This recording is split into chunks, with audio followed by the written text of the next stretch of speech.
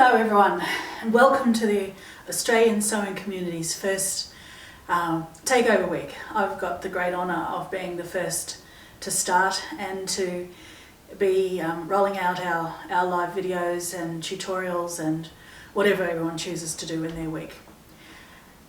It's really quite exciting to be a part of this group, and I'm pleased that we've had the opportunity. We've seen unprecedented times, and it's pretty challenging for everybody. So most of the people who are part of this group have, over the last few years, built large international profiles, and of course this year we can't get overseas, we can't do our teaching, we can't trade at the major shows in England and America. So we've had to come up with a better way to communicate with all of our friends and our customers and potential students. So I'm hoping that this group will be able to provide something for everybody. Not every segment is going to be of interest to every single person, but if you can watch the videos, talk to the designers online as they roll out their material, there's all sorts of techniques and tips and information that you'll find useful, I think. So what I'm going to do this week is I'm going to take you through how I create and also how I teach making my art quilts. So these examples behind me here are all quilts that started off as white homespun. So with the use of paint, some embellishment, and then some interesting fabrics within the applique, I've been able to transform what is basically a fairly boring piece of white homespun into something a little bit more interesting and pleasing to look at. So I'm going to take you through step by step, not every single thing, but a lot of the techniques that I use to create something like this. So I hope you're going to enjoy that. Okay, so the first thing I want to do today is I want to just talk to you a bit about paint. So all of these pieces started, as I said, as white homespun, and they've been painted so that they've got a lot more interest and depth. Whenever I'm doing a piece like this, I'm looking to go and achieve depth, activity, movement, light. Light brings life. So you've got this sense of a lot going on in the background that is just sort of absorbed into the whole when you look at the piece. You can see from this piece you can use paint to create all sorts of different shades. So in this piece I've gone from dark through to light. How you manipulate the placement of colour and the way you put the colour down will change the overall effect of the piece. So there's three characteristics. I'm just going to talk a little bit about paint theory for a minute. A bit boring, but we'll get there. And then we'll dive into some examples. So in the world of Cecile, there are three characteristics of paint that are important. Viscosity, transparency versus opacity, so can you see through it or can you not? And to a lesser degree, is it colour fast? So different paints come in different weights and they do different things on the surface, whether that be canvas, paper, card, fabric, plastic, whatever. So they'll sit differently depending on the characteristics that make them up. Light, very fluid paints tend to be transparent or semi-transparent. The fuller bodied paints, which sit where you put them, they don't bleed or run, they tend to be more opaque. So let's imagine I want to create a snow cap on a fir tree in an applique. I would use a full-bodied paint that was opaque so I could cover up the bits of the tree and not have the colour coming through, maybe a little bit of glimmer and shimmer to make it sort of look a bit alive. If on the other hand I wanted to create a wash background for a seascape or a sunrise or anything like that, I would use the more liquid, more transparent paints, so they'd bleed together, you'd have more of a continuity, you'd have this interesting merging of all of the colours. So depending on what you're trying to achieve with your paint, you select the paint that you need. Now I'm going to focus on putting some colour just onto some fabric to show you a couple of techniques today. But it's really important that you don't have to say, okay, I'm now going to jump in and make a painted quilt. For some of you, that will be a bit of a jump, I get that. However, there's a whole raft of different projects that are smaller or not necessarily you want them to be colour fast. I haven't talked about colour fast, I'll do that in a second. Things like things for the nursery for a new baby. Use a stencil and paint onto a bib, for example. You can do it in bags, garments, cushions, everything. So don't assume that everything I show you has to go into a quilt like this. Take the techniques and apply them in the way that suits you. Now, before I forget again, I'll go back to the third characteristic, which I didn't talk about, which is colour fastness. So, thickness of the paint. Is it runny? Is it thick? Is it transparent? Is it opaque? That's the first two. And then the third most important thing in many people's world is it colour fast? Now, I don't really care about that because I know enough about paint now that I know that I can make any colour product, whether it's a pigment, whether it's a paint, any of those things colour fast on fabric with the addition of the binder. If you buy fabric paints that are fabric paints, they will already have the binder added to them. They will have a colour binder, added to the fabric paint, and that basically acts as a magnet to hold the colour particles onto the surface. It sets and it becomes permanent. If you've got paints or colour pencils or pigments or anything else that you've got in the cupboard that you want to use for a particular effect, you can make all your paints colour fast with the addition of a textile medium. Now, when I first started putting paint onto fabric in the 80s, the only one available was Jo Sonja, and I used Jo Sonja's folk art paints and the Jo Sonja textile medium, and I didn't know very much and I made some very stiff fabric, but I got to paint, so that was all fun. Textile medium these days comes in hundreds and hundreds of different brands. Every fabric paint company has their own textile medium now, and pretty much anywhere you go you'll be able to find them. Certainly in any of the craft stores, art stores, etc. you'll find these. You just have to go where the paint is, not where the fabric is. So they'll all have something like textile medium or fabric painting medium or something like that on the title, and they are the binder that is added to your fabric paints that turns the pigments into colour fast permanent fabric paint.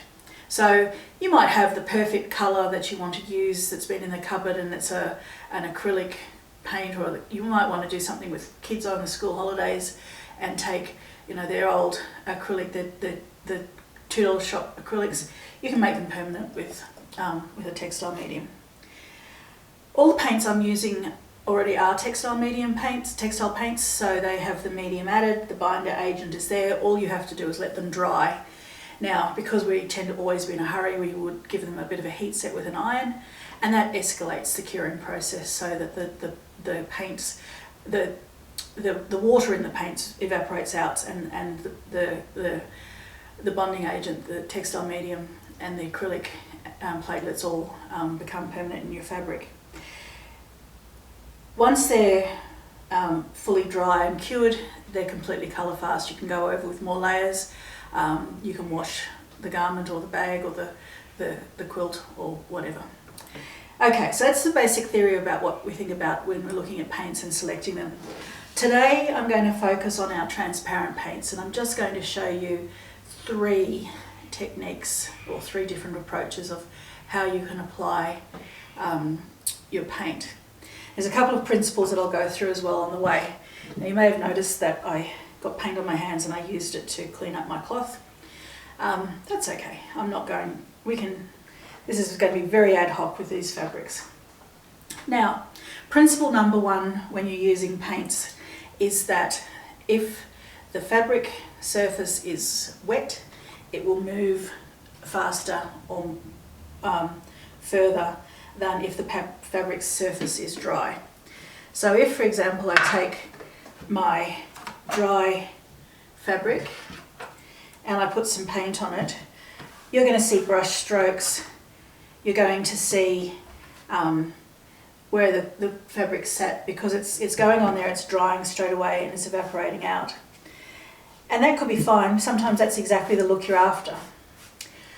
But if I work with wet fabric, so I'm just going to wet my fabric down a bit here, and I put my paint onto the wet fabric, I get a completely different effect. I've made that quite wet, but you can see it's more bleeding, it's running, it's moving around. Now obviously the more water I add to my paint, the more I'm diluting them. These paints are the Dynaflow paints. They're the ones that we sell, but I also use them in all my projects. I love them. They're probably, they and the sister product that's the Lumiere paints are I think the best paints available. We sell them obviously, they're on the website, but you'll find them in your local shops. Generally we are a bit cheaper than Eckersley's, but you can check that out for yourself. Alright, I'm going to put a second colour in here because I want to show you some blending. So I used salmon originally and this one is teal. So I'm just going to make sure that my fabric's quite wet, and then if I put my second colour over, now the teal's quite strong compared to the salmon, I'm going to get blended colours. And the longer I leave this and the wetter it is, the more the colour will transfer and move and blend and become really interesting. Now, that in and of itself can be just a great technique, but there's a couple of ways you can change it up. The first way is that I can sun print with these paints. So any of the transparent paints will create the sun print effect. So I went next door and pinched some fern off their tree. I'm sure they won't mind, they did see me.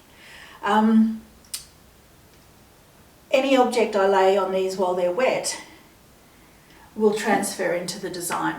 So if I then go and put this out in the sun and leave that to work, we will have the pattern come through. Now, for example, here's one I did a little bit earlier with the ferns. So you can see that the colour has behaved differently where there's no fern, and the outline or the silhouette of the fern has been placed onto the fabric. All sorts of things can be used for that. You know, fossick around in the garden, the garage, the laundry. You can use commercial stencils, all sorts of things you can add to your sun printing. And any of these transparent paints will sun print. You don't need to buy a special sun printing specific paint to get sun printing effects. So anything that's got a little bit of transparency that has that fluidity in the paint will sun print. So the next thing I'm going to do with this one is I'm going to take it back and take my ferns off because you've already seen that. If I sometimes you want a bit more texture, so I'm just going to put some paint on there. And this is a technique that's come out of the silk painting book, I guess. If I sprinkle salt onto my fabric, I'm going to get a different effect. Now, the bigger the crystal, the more the paint will be drawn. So I'm just going to scatter that around like that, and we'll leave that alone, and I'll come back and show you what that looks like in the next video.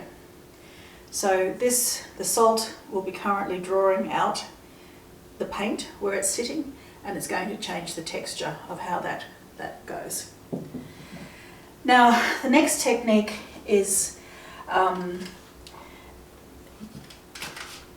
basically just painting onto the surface and letting the colours run and merge and play.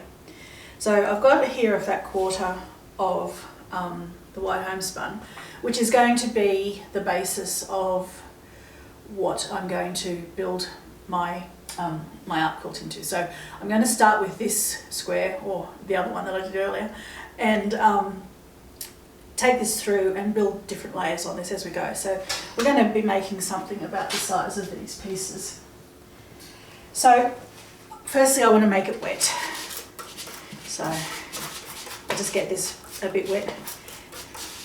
I usually cheat and just put it under the sink and then wring it out, but the sink's way over there.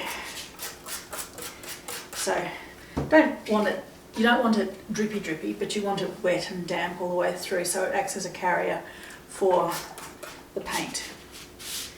And then I'm going to use a couple of different colours on this. I largely want to have a fairly aged sepia, I think it's how to say it.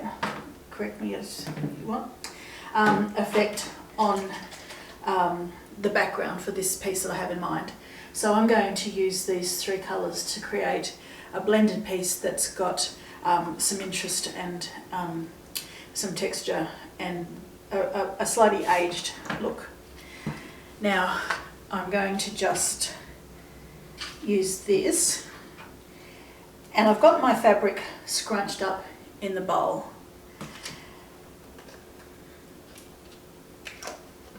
I'm going to pour some of my colour in, dilute it a little bit, because I find that the Dynaflow comes out very, very strongly straight out of the bottle. Now I do from time to time use it straight out of the bottle when I want really intense colours, but by and large I like to dilute it a bit.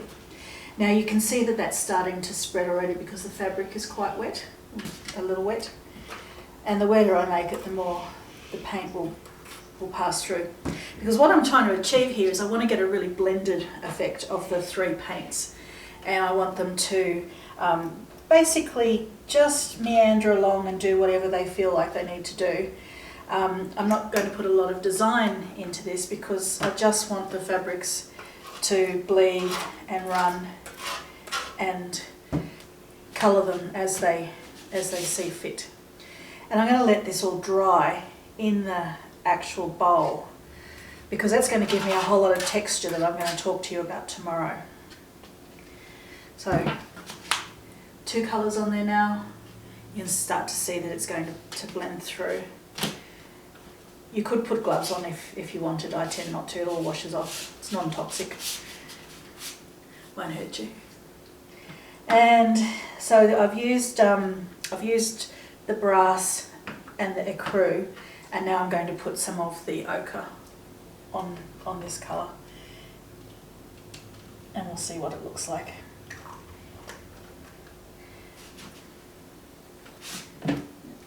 Again, a little bit of water.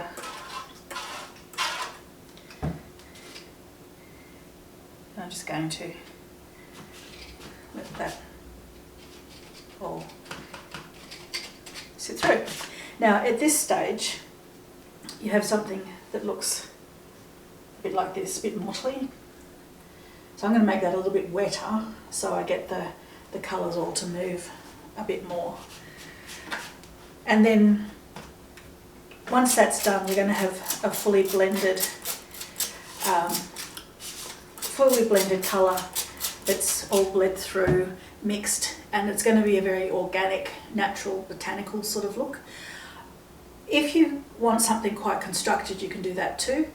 This piece over here, you can see that I've gone from dark to light by the way I've applied the colour. I've put my dark colours down at the bottom, I've gone light there, and I've let the two blend together.